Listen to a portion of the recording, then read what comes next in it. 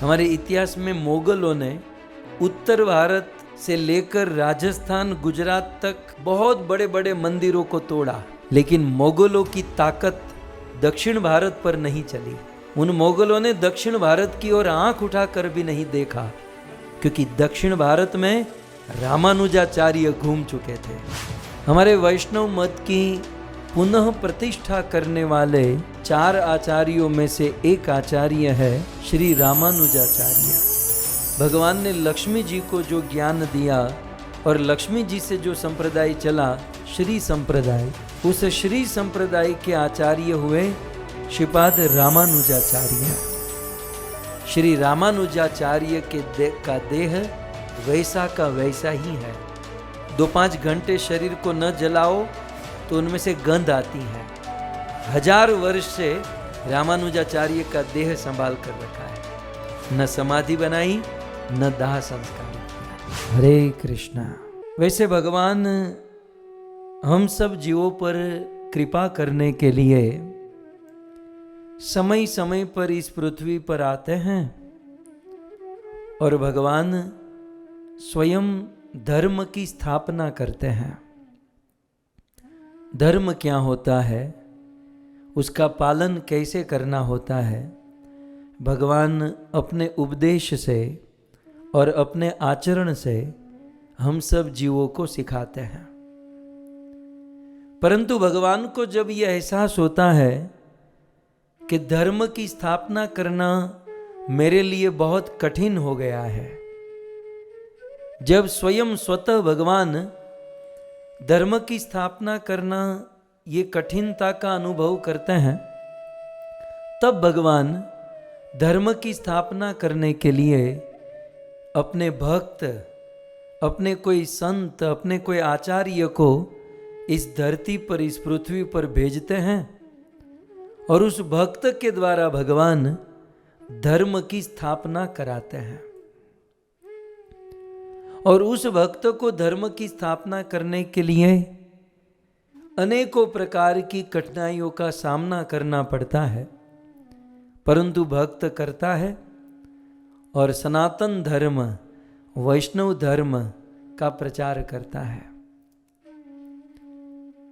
हमारे वैष्णव मत की पुनः प्रतिष्ठा करने वाले 4 आचार्यों में से एक आचार्य है श्री रामानुजाचार्य, जिनका हमारे वैष्णव संप्रदाय में बड़ा महत्वपूर्ण योगदान और बड़ा महत्वपूर्ण स्थान है। हमारे हम वैष्णवों के 4 संप्रदाय हैं। उन चारों संप्रदाय में भगवान ने लक्ष्मी जी को जो ज्ञान दिया और लक्ष्मी जी से जो संप्रदाय चला, श्री संप्रदाय, उस श्री संप्रदाय के आचार्य हुए श्रीपाद रामानुजाचार्य।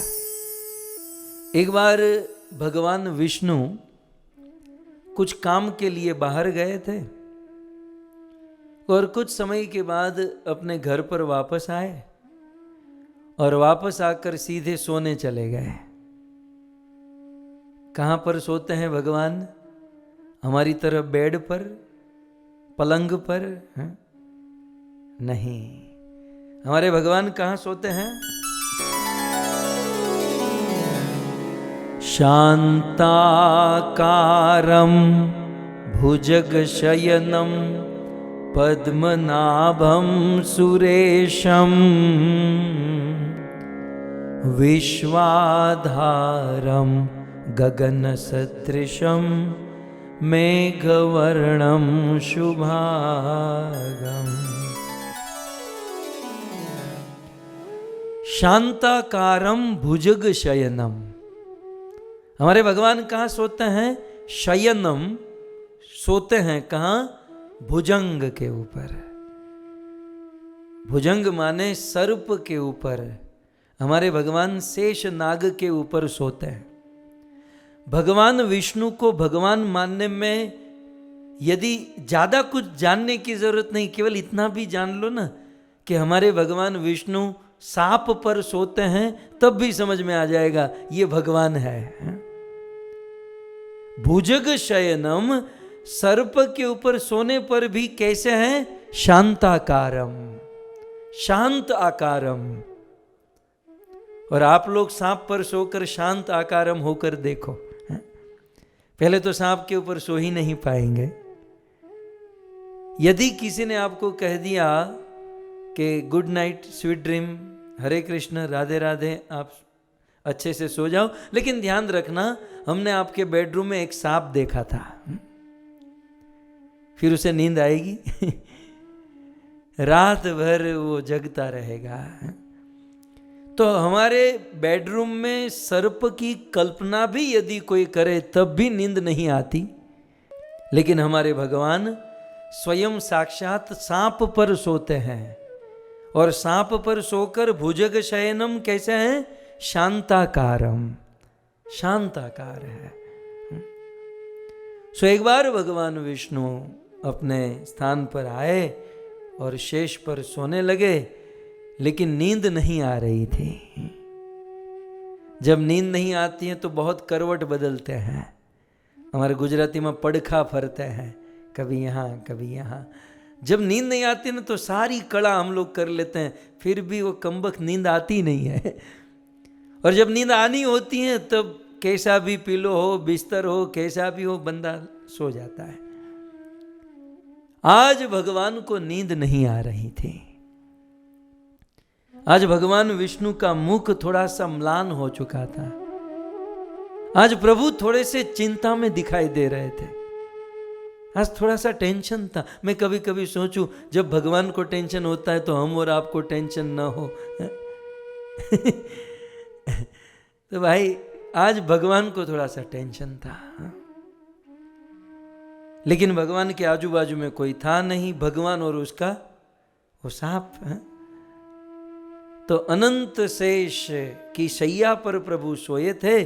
शेष नाग ने प्रभु से कहा कि प्रभु आज आपका मुख थोड़ा सा गिरा हुआ है, प्रभु आज आप थोड़े से चिंतित लग रहे हो, क्या मैं आपकी चिंता का कारण जान सकता हूं? भगवान ने अपने दुखमय हृदय से कहा कि शेष, मुझे मेरी चिंता नहीं है, या मुझे मेरे परिवार की चिंता नहीं है, मुझे इन लोगों की चिंता है। दिखाई दे रहा है ना? मुझे इन लोगों की चिंता है। क्या चिंता है प्रभु? ये मनुष्य जीवात्मा 84 लाख की योनियों में फंसा है, और तबहु के नर करुणा कर देही, जैसे तैसे उसे मनुष्य का देह मिलता है। परंतु मनुष्य का देह मिलने के बाद भी न शास्त्रों को पढ़ता है, न शास्त्रों को समझता है, न उसे जीवन में उतारने का प्रयास करता है। प्रायण अल्प आयुष्य सभ्य कलस्मिन युगे जना, मंद सुमंद मतयः मंद भाग्य उपद्रुता। सो मुझे इस कलयुग के जीवों की बड़ी चिंता है शेष। तब उस शेष ने कहा, जो भगवान जिस सैया पर सोए थे ना, वो बिस्तर बोला। हमारे वहां बिस्तर नहीं बोलता। हाँ, यदि वजन ज्यादा हो तो टूटने पर बिस्तर बोलता है, लेकिन शेष बोले तो क्या प्रभु मैं कुछ कर सकता हूं? आपकी चिंता मैं कुछ दूर कर सकता हूं? भगवान ने कहा कि मैं जिस चिंता को दूर नहीं कर सकता, वह चिंता को दूर मेरे भक्त कर देते हैं। राम जी जो बड़े बड़े काम नहीं कर पाए, वो राम के भक्त, राम के दास हनुमान जी ने कर दिए। सो मैं अब बंधा हुआ हूं, इतना कुछ नहीं कर सकता, आप कुछ करो। तब भगवान श्री विष्णु के कहने पर शेष ने, संकर्षण ने, बलराम ने, या कहिए लक्ष्मण जी ने इस कलयुग पर 10वीं सदी में रामानुजाचार्य के रूप में जन्म लिया। वही अनंत शेष इस कलयुग में रामानुजाचार्य के रूप में प्रकट हुए। इनका नाम रामानुज क्यों है? राम माने भगवान रामचंद्र, अनुज माने छोटे। राम जी के छोटे भाई कौन? लक्ष्मण। लक्ष्मण कौन? शेष। तो वह शेष, वह लक्ष्मण ही राम अनुज रामानुजाचार्य के रूप में प्रकट हुए। श्रीपाद रामानुजाचार्य का जन्म दक्षिण भारत में, हमारे साउथ में पेरमबुदुर नाम के गांव में हुआ था। श्री पेरमबुदुर गांव में इनका जन्म हुआ। जन्म कब हुआ? सन 1017 में, 1017 ईस्वी सन 1017 में इनका जन्म हुआ। इनके माता पिता राज परिवार से संबंधित थे। माता का नाम कांतिमती और पिताजी का नाम आसुरी केशव था। इनका बाल्यकाल उनके जन्म स्थान श्री पेरमबुदुर में ही बीता और 16 वर्ष के जब ये हुए, रामानुजाचार्य 16 वर्ष के हुए, तब उनके माता पिता ने उनका विवाह करा दिया रक्ष कंबल के साथ। बहुत छोटी सी उम्र में विवाह के बाद तुरंत ही लगभग श्री रामानुजाचार्य के पिता की मृत्यु हो गई। एक तो पिताजी के जाने का शोक था और ऊपर से इनका पूरा जीवन आगे लंबा जीना था। तब पिताजी के मृत्यु के बाद श्री रामानुजाचार्य कांची में चले गए। कांचीपुरम भारत में दक्षिण में, और कांची में जाकर वे वेदाध्ययन करने लगे, वेदों को पढ़ने लगे। और उस समय वेदों को पढ़ाने वाले जो गुरुजी थे उनका नाम था यादव प्रकाश। सो गुरु यादव प्रकाश जी से श्री रामानुजाचार्य वेदों का अध्ययन करने लगे। तो गुरु यादव प्रकाश जी जो वेद पढ़ाते थे, मतलब जैसे मैं यहाँ कथा करता हूँ तो वो टीका सुनाता हूँ ना आचार्यों के मत, क्योंकि अपना तो कुछ ये खाली होता है मेरा, तो आचार्यों की बात मैं आपको सुनाता हूँ। तो रामानुजाचार्य यादव प्रकाश जी से जो पढ़ते थे, तो वेदों की टीका यादव प्रकाश जी शंकराचार्य की टीका पढ़ते थे। शंकर भाष्य से प्रेरित होकर वो सब पढ़ाते थे। लेकिन यादव प्रकाश आचार्य के पास रहते रहते उन्होंने जो वेद पढ़ा, कहते हैं गुरु से भी आगे बढ़ गए। गुरु गुड़ रह गया, चेला शक्कर बन गया। इनकी बुद्धि इतनी कुशाग्र थी कि गुरुजी वेदों की जो व्याख्या करते थे उससे भी विस्तृत विस्तार से रामानुजाचार्य व्याख्या करते थे। और बहुत कम समय में इन्होंने सारे वेदों का ज्ञान ग्रहण कर लिया। ये अपने गुरु से तर्क करते, तर्क माने तर्क मतलब अच्छे भाव में भी तर्क होता है, मतलब जिज्ञासा करते थे, प्रश्न करते थे। रामानुजाचार्य की विद्वत्ता धीरे धीरे बढ़ती गई। इवन गुरुकुल में रहते ही उनके शिष्य बनने लगे। जो छात्र हुआ करते थे, जो विद्यार्थी हुआ करते थे, वही रामानुजाचार्य के शिष्य बन गए। और आश्चर्य की बात, जिस गुरु से यादव प्रकाश जी से जो वेद पढ़ने गए थे, वो यादव प्रकाश भी रामानुजाचार्य के शिष्य बन गए। गुरु जी ही इनके शिष्य हो गए। इस प्रकार से उन्होंने शिक्षा वेद अध्ययन किया। रामानुजाचार्य ने जो अपना सिद्धांत प्रस्तुत किया, उस सिद्धांत का नाम है विशिष्ट अद्वैत, विशिष्टाद्वैत। रामानुजाचार्य में चरित्र भी बहुत सुंदर था, चरित्र बल भी था और भक्ति बल भी था। उनके चरित्र के विषय में लिखा है कि रामानुजाचार्य बड़े विद्वान थे, सदाचारी थे, धैर्यवान थे और बहुत उदार थे। और भक्ति बल के विषय में लिखा है कि श्रीपाद रामानुजाचार्य की भक्ति अद्वितीय थी।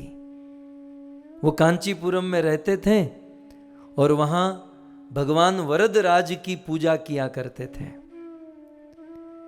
कांचीपुरम जिसके 300 किलोमीटर दूर कावेरी और कावेरी के तट पर पवित्र स्थान है तिरुचिरापल्ली, जहाँ भगवान रंगनाथ, श्री रंगनाथ भगवान विराजते हैं। तो ये 300 किलोमीटर दूर एक दिन की बात, वो अपने स्थान से कांचीपुरम से श्रीरंगपुर, श्रीरंगम, रंगनाथ में गए। और रंगनाथ में वहाँ पर जैसे दक्षिण भारत के संत अलवार होते हैं ना, तो एक अलवार जिसका नाम था यमुनाचार्य, तो उन दिनों वहाँ पर वे यमुनाचार्य रहते थे। और ये यमुनाचार्य के पास गए और यमुनाचार्य महाराज से इन्होंने दीक्षा ग्रहण की। और यमुनाचार्य से दीक्षा लेकर वे वहीं पर श्रीरंगम में रहने लगे। एक दिन की बात, यमुनाचार्य महाराज, उनके रामानुजाचार्य के गुरु यमुनाचार्य की मृत्यु का समय निकट आया। उन्होंने अश्रु पूर्णित नेत्रों से भावपूर्ण हृदय के साथ रामानुजाचार्य को पुकारा। कहीं सेवा में थे ये। रामानुजाचार्य सेवा को छोड़कर अपने गुरुजी के पास पहुंचे। जब गुरुजी के पास पहुंचे तब तक तो गुरुजी रामानुज को देखकर आंखों से अश्रु की धारा और बोलना चाहते थे बहुत कुछ, लेकिन रामानुजाचार्य को आने में थोड़ी सी देरी हो गई। तो अब अंतिम घड़ी बची थी। अश्रुपूर्ण नेत्र से रोते हुए रामानुज के सामने 3 उंगली दिखाकर उन्होंने अपना प्राण त्याग दिया। तो गुरु जी की 3 उंगलियां ऐसे मुड़ी हुई थी, मतलब मुड़ी हुई रह गई। सारी उंगलियां ऐसे थी, लेकिन 3 उंगलियां ऐसे मुड़ी हुई रह गई।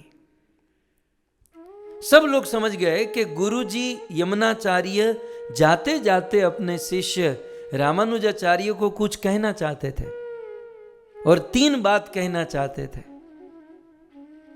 लेकिन कौन जानता। तब रामानुजाचार्य, जो अपने गुरु का भाव, अपने गुरु का मूड जानते थे, रामानुजाचार्य उच्च स्वर से उन लाखों की भीड़ में, लाखों शिष्य थे, रामानुजाचार्य कहने लगे सबसे पहली बात कि गुरुजी, मैं अज्ञान मोहित जनों को भगवान नारायण के चरण कमलों की अमृत वर्षा और शरणागति में लगाकर सर्वदा निर्विशेषवाद की रक्षा करूंगा। मोहित जनों को भगवान नारायण की सेवा में लगाकर मैं सदा निर्विशेषवाद की रक्षा करूंगा। जब इतना ऐलान किया तो गुरुजी तो चले गए थे, लेकिन उनकी एक उंगली खुल गई। मृत्यु हो चुकी थी, उनकी एक उंगली ऐसे खड़ी हो गई। अब 2 पॉइंट और बाकी हैं। तब रामानुजाचार्य ने और जोर से कहा कि गुरुजी, मैं लोगों की रक्षा के लिए समस्त अर्थों का संग्रह करूंगा और मंगलमय तत्व ज्ञान प्रतिपादित करूंगा और भाष्य की रचना करूंगा। मैं ग्रंथों की रचना करूंगा, ग्रंथों को पब्लिश करूंगा और ऐसे मैं लोगों की रक्षा करूंगा। गुरुजी की दूसरी उंगली खड़ी हो गई। गुरुजी मर गए हैं, फिर भी ये उनकी बात जानते हैं, और यहां हम लोग जीते जी गुरुजी को समझ नहीं पाते। और फिर रामानुजाचार्य ने उच्च स्वर से कहा कि जिन पराशर मुनि ने लोगों के प्रति बहुत दया की है, जीव, ईश्वर, जगत और उनका स्वभाव तथा हमारी उन्नति का उपाय उन्होंने विष्णु पुराण में स्पष्ट किया है, और आप पराशर ऋषि के प्रति कृतज्ञ हो। आपको ऐसा लगता है कि पराशर ऋषि का हम पर बहुत बड़ा ऋण है। सो गुरुजी, आप चिंता मत करो, उस ऋण का शोधन करने के लिए मैं कोई दक्ष, कोई एक्सपर्ट शिष्य बनाऊंगा और उस शिष्य को भगवान विष्णु का नाम प्रदान करूंगा। गुरु जी की तीसरी उंगली खड़ी हो गई और 10 उंगली सीधी हो गई। जय जयकार होने लगी। सारे शिष्य देखते रह गए कि शिष्य तो हम सब हैं, लेकिन हमारे बीच में जो रामानुजाचार्य है वो धन्य है। वो गुरु के मूड को, गुरु की आंतरिक बात को, उनकी इच्छा को जानते हैं। और केवल गुरु की इच्छा को जानना समझना ही बड़ी चीज नहीं है, उसे पूर्ण करना चाहिए। और बहुत कम समय में श्रीपाद रामानुजाचार्य ने अपनी गुरु की इच्छा को पूर्ण करने के लिए ब्रह्म सूत्र की रचना की। विष्णु सहस्त्र नाम पर उन्होंने टीका लिखी, अलवर पदार्थ पर दिव्य प्रबंधन लिखा और बहुत सारे ग्रंथ और उसकी रचना और उनका प्रचार श्री रामानुजाचार्य ने किया। सो गुरु यमुनाचार्य तो चले गए और यहाँ रामानुजाचार्य फिर अपनी पत्नी के साथ गृहस्थ जीवन में, क्योंकि वो सेवा में थे, घर पर आ गए। गृहस्थी में रहते रहते बहुत वर्ष बीते। एक बार रामानुजाचार्य ने सोचा कि गृहस्थी में रहकर प्रभु ने जो मुझे काम सौंपा है वो पूर्ण नहीं हो पाएगा। भगवान के कार्य को पूर्ण सिद्ध करने के लिए मुझे संन्यास लेना होगा। और इसीलिए श्रीपाद रामानुजाचार्य श्रीरंगम में पुनः वापस आए। वो गुरुजी यमुनाचार्य दीक्षा गुरु तो नहीं थे, अब संन्यास दीक्षा लेनी है तो उसके लिए भी गुरु चाहिए। तो रामानुजाचार्य उस समय श्रीरंगम में एक गुरु थे जिसका नाम था गोष्ठीपूर्ण। उनसे निवेदन किए कि आप हमें संन्यास दीक्षा दीजिए। गोष्ठीपूर्ण जी ने लौटा दिया, हम नहीं देंगे। दूसरी बार गए, दीक्षा दीजिए, लौटा दिया। तीसरी बार, चौथी बार, 18 बार गए रामानुजाचार्य। हमारा तो क्या ना, 1-2 बार प्रयास करते हैं, दीक्षा नहीं मिलती तो हमारा ईगो हर्ट हो जाता है। दीक्षा में भी ईगो आ जाता है। हमारा ईगो, हमको ये समझना चाहिए कि हमारी योग्यता नहीं होगी, कुछ ना कुछ कमी होगी, इसलिए भगवान ये योग नहीं बना रहा है। लेकिन कई बार ये दीक्षा के चक्कर में बहुत आगे पीछे होते हुए हमने इन आंखों से देखा है। लेकिन इन आचार्यों के बारे में सुनना चाहिए। 18 बार गए और 18 बार गुरु गोष्ठीपूर्ण ने उनको लौटा दिया। और 19वीं बार जब वे गए तब गुरुजी ने उनको स्वीकार किया, सन्यास दीक्षा दिए। और सन्यास दीक्षा देते समय अब क्या है ना, वो ब्राह्मण दीक्षा सन्यास दीक्षा वाला मंत्र कान में फूंकना पड़ता है। और हरिनाम दीक्षा में तो ओपन होता है, हरे कृष्णा कृष्णा कृष्णा हरे हरे, हरे राम राम राम। सो हरिनाम दीक्षा में तो मंत्र ओपन होता है। ये तो सन्यास दीक्षा थी। गोष्ठीपूर्ण ने उनको अष्टाचार नारायण मंत्र दिया, अष्टाक्षर नारायण मंत्र और नमो नारायणम का उपदेश दिया। और गुरुजी ने कहा कि वत्स, ये जो मैं तुम्हें नारायण मंत्र दे रहा हूं ये बड़ा पवित्र मंत्र है। ये जिसके कानों में पड़ता है उसके सारे पाप खत्म हो जाते हैं। मर जाने के बाद जिसके कान में ये नारायण मंत्र जाता है, मरने के बाद वह दिव्य वैकुंठ धाम को प्राप्त करता है। ये अत्यंत गुप्त मंत्र है बेटा, इसे किसी भी अयोग्य व्यक्ति को मत सुनाना, क्योंकि अयोग्य व्यक्ति इसका आदर नहीं कर पाएगा। अब गुरुजी ने निर्देश दिया कि ये मंत्र किसी को मत सुनाना। लेकिन रामानुजाचार्य ने सोचा कि ये मंत्र जो सुनता है उसके पाप खत्म हो जाते हैं, मरने के बाद वैकुंठ जाता है। तो रामानुजाचार्य किसी बहुत बड़े शिखर पर चढ़ गए और वहां से जोर जोर से ये मंत्र बोलने लगे। यद्यपि गुरु ने मना किया था, लेकिन ये जोर जोर से चिल्लाने लगे। गुरु जी को पता चला, रामानुजाचार्य को बुलाया, बोले मैंने तुझे कहा था ये गुप्त मंत्र है। तब रामानुजाचार्य ने कहा कि यदि ये मंत्र सुनकर संसार के बद्ध जीवों का उद्धार हो सकता है तो ये मंत्र मैं दुनिया वालों को क्यों न सुनाऊं। गुरु जी ने कहा लेकिन तुझे नरक में जाना पड़ेगा। यदि उन लोगों में से 2-5 लोग अपराध करते हैं तो तुझे नरक में जाना पड़ेगा। तब रामानुजाचार्य ने इतना ही कहा कि गुरु जी, यदि लोगों का कल्याण हो रहा हो, बहुत सारे जीवों का कल्याण हो रहा हो और उसमें 2-5 लोगों के लिए मुझे नरक में जाना पड़ता हो तो मैं नरक में जाने के लिए भी तैयार हूं, लेकिन दुनिया वालों का तो उद्धार हो सकता है। यह सुनकर गुरुजी प्रसन्न हुए और गुरुजी ने रामानुजाचार्य को आशीर्वाद दिया, वे रूठे नहीं। सो इस प्रकार से रामानुजाचार्य की जीवनी है।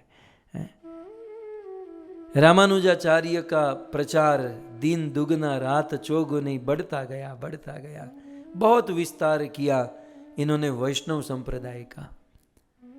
लेकिन जब विस्तार होता है, जब कोई चाहे किसी भी मार्ग में भौतिक या अध्यात्म में प्रगति करते हैं, तो प्रगति एक ऐसी वस्तु है कि दुश्मन बढ़ जाते हैं। आप जितने आगे बढ़ोगे, भले आप दुश्मन बनाना नहीं चाहोगे, लेकिन लोग आपके दुश्मन बनते जाएंगे। सो ये प्रगति का एक क्या कहे आनुषंगिक फल है। रामानुजाचार्य को भी कुछ ऐसा हुआ कि एक ऐसा बहुत बड़ा समाज रामानुजाचार्य का विरोध करने लगा और रामानुजाचार्य के शिष्यों को कहने लगा कि आपके गुरुजी, चलो हम मान सकते वो विद्वान है, परंतु आपके गुरु अनंत शेष का अवतार नहीं है। हम उनको कोई शेष का अवतार नहीं मानते। विद्वान हो सकते हैं लेकिन हम उसे नहीं मानते। शिष्यों ने कहा, लेकिन वो शिष्य रामानुजाचार्य के पास आते थे। रामानुजाचार्य कहते थे कि भाई आपको नहीं करने देना है, वो यदि मुझे अनंत शेष अवतार नहीं मानते तो छोड़ो उसे, हमें क्या मतलब है। नहीं गुरुजी, उनको चुप करना ही पड़ेगा। 1000 विद्वानों की सभा थी। उन 1000 विद्वानों ने रामानुजाचार्य के शिष्य को कहा कि हम तुम्हारे गुरु को अनंत शेष का अवतार मानेंगे, लेकिन उनको परीक्षा में पास होना पड़ेगा। कैसी परीक्षा? बोले हम 1000 विद्वान हैं, हम 1000 लोग एक साथ एक प्रश्न पूछेंगे। एक साथ समझ में आ रहा है? जैसे हम लोग कथा के बाद प्रश्न उत्तर करते हैं तो लोग एक साथ प्रश्न नहीं पूछते, 1 by 1 Amit Narayan Prabhu 1 by 1 open करते, राइट। लेकिन एक साथ माने ये जो भौम है, ये हम इसको भाम कहते हैं, ये जो प्रजा बैठी है, ये सारी प्रजा अपना माइक ऑन करे और फिर सब एक साथ प्रश्न पूछे तो कोई जवाब दे सकता है? पहले तो एक साथ इतने सारे प्रश्न को समझना ही कठिन है।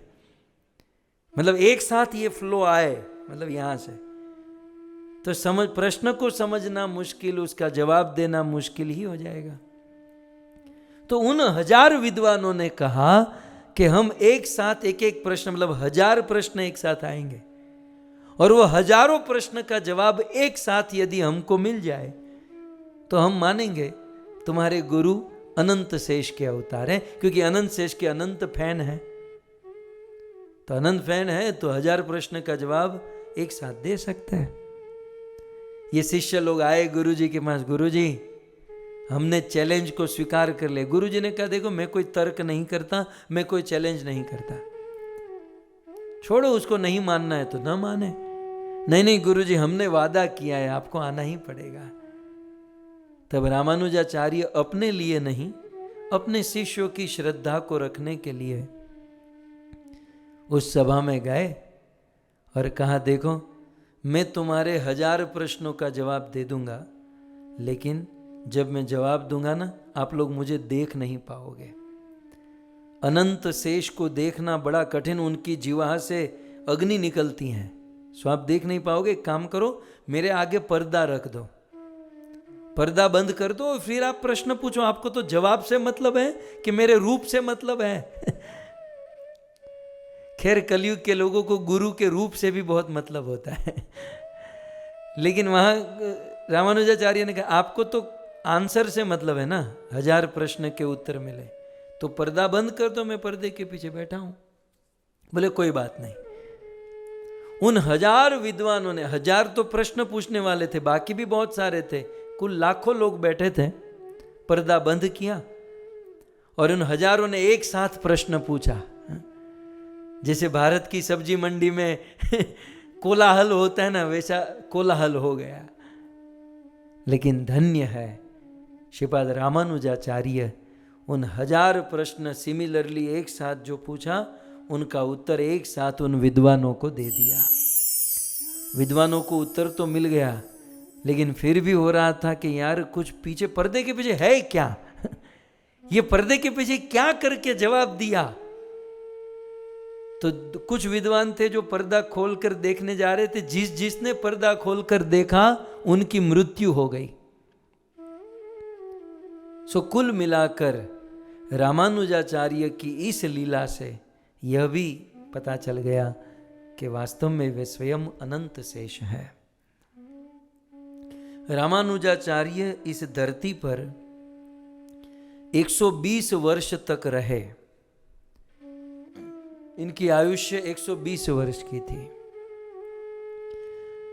वृद्धावस्था में वे भगवान रंगनाथ जी के पास गए और उनके पास जाकर निवेदन करते, बस अब ज्यादा नहीं जीना है प्रभु, जो आपकी इच्छा थी, जो धर्म की स्थापना करनी थी, जो प्रचार करना था, मैंने कर लिया।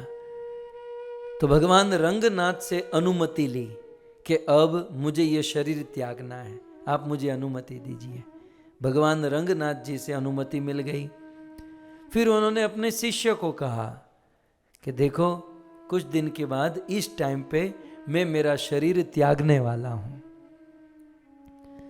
शिष्य लोगों ने भी मना किया, लेकिन ये तो रुकने वाले नहीं थे। तो बोले 3 दिन के बाद मैं शरीर त्यागूंगा।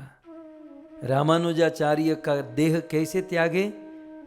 अपने गुरु यमुनाचार्य की छवि को अपने सामने रखे और रामानुजाचार्य निरंतर यमुनाचार्य के चरणों का ध्यान करते हुए पद्मासन में बैठे। पद्मासन, और पद्मासन में बैठे बैठे गुरु जी के चरणों का ध्यान करते करते अपने देह को त्याग दिए। हम लोग तो सोते हुए मरते हैं ना, ये बंदा बैठे बैठे प्राण को त्यागा। ये भी एक देह त्यागने की ऊंचाई है। पद्मासन में बैठे बैठे उनका प्राण निकला, वो बैठे ही रह गए। और उनके शिष्यों ने उन्होंने कहा था कि मेरी समाधि मत करना। तो 1000 वर्ष पहले ये शरीर त्यागा था, 1000 वर्ष बीत गया, लेकिन आज भी श्री रामानुजाचार्य का देह वैसा का वैसा ही है। 2-5 घंटे शरीर को न जलाओ तो उनमें से गंध आती है। 1000 वर्ष से रामानुजाचार्य का देह संभाल कर रखा है, न समाधि बनाई, न दाह संस्कार किया। जब रामानुजाचार्य जा रहे थे, अपने देह को त्याग रहे थे, तब कावेरी के तट पर उन्होंने अपने शिष्य को 64 सिद्धांत दिए, 64 आज्ञा, 64 निर्देश। और श्री रामानुजाचार्य के उन 64 सिद्धांतों में से 2 मुख्य हैं, जिस 2 मुख्य सिद्धांत को चैतन्य महाप्रभु ने स्वीकार किया और ब्रह्म मध्व गौड़ीय धारा में फिट कर दिया। आप जानते हो ना, चैतन्य महाप्रभु ने चारों वैष्णव संप्रदाय के आचार्यों से 2-2 शिक्षा ग्रहण की। 2 संप्रदाय, मध्वाचार्य का आपने सुना? मध्वाचार्य से, मध्व संप्रदाय से महाप्रभु ने 2 वस्तु ली। अद्वैतवाद को गलत सिद्ध करने वाला दर्शन, और दूसरा भगवान श्री कृष्ण के अर्च विग्रह की पूजा। फिर विष्णु स्वामी संप्रदाय से तदीय सर्वस्व भाव महाप्रभु ने स्वीकार किया और राग मार्ग का स्वीकार किया। निम्बाकाचार्य से राधा रानी का अद्भुत व अलग आश्रय और गोपी भाव स्वीकार किया। और रामानुजाचार्य के संप्रदाय से चैतन्य महाप्रभु ने अनन्य भक्ति और वैष्णवों की सेवा, ये रामानुजाचार्य कहकर गए थे।